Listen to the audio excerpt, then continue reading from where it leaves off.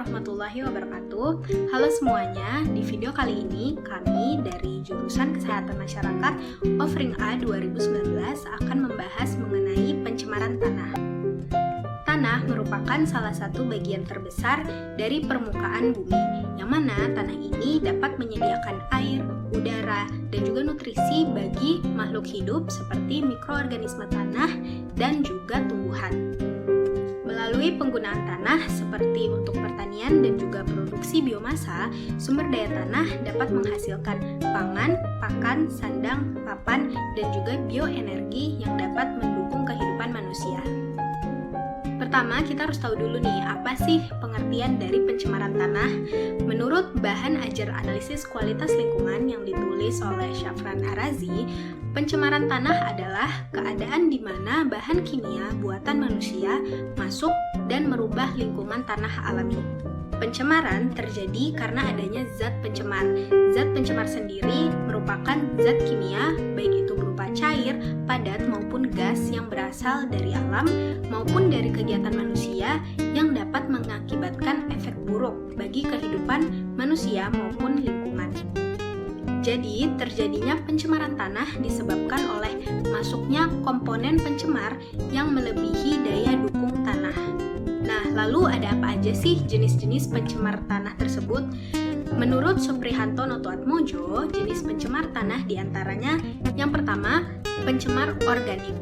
Pencemaran organik pada umumnya merupakan senyawa kimia buatan manusia seperti pestisida atau bahan industri lainnya yang kemungkinan sulit atau tidak dapat sama sekali diurai oleh kegiatan mikroorganisme tanah.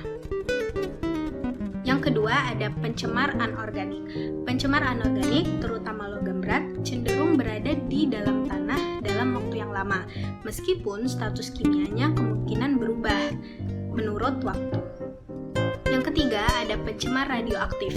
Pencemaran tanah oleh limbah radioaktif umumnya disebabkan oleh limbah dan aktivitas pertambangan bahan radioaktif, limbah tumpahan atau kebocoran tempat penyimpanan limbah yang biasanya dikubur dalam tanah. Misalnya berasal dari PLTN, reaktor nuklir, dan rumah sakit serta laboratorium yang menggunakan bahan radioaktif. Yang keempat ada pencemar mikrobiologis.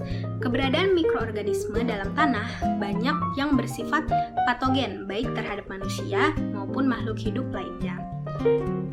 Konsentrasi berlebihan dari mikroorganisme biasanya merupakan akibat dari kontaminasi. Penyebab pencemaran mikroorganisme pada tanah adalah air buangan domestik, tangki septik, pipa riol atau sewer atau efluen pengolahan limbah yang tidak sempurna. Lalu tadi kita kan sudah membahas mengenai jenis pencemar tanah. Selanjutnya kita akan membahas mengenai sumber pencemar tanah. Sumber pencemar tanah menurut Kementerian Kesehatan Republik Indonesia pada bahan ajar kesehatan lingkungan bagian penyehatan tanah ada dua, yaitu yang pertama sumber pencemar alamiah. Pencemaran yang terjadi secara alamiah tidak dapat kita prediksi kapan dan seperti apa pencemaran tersebut akan berlangsung.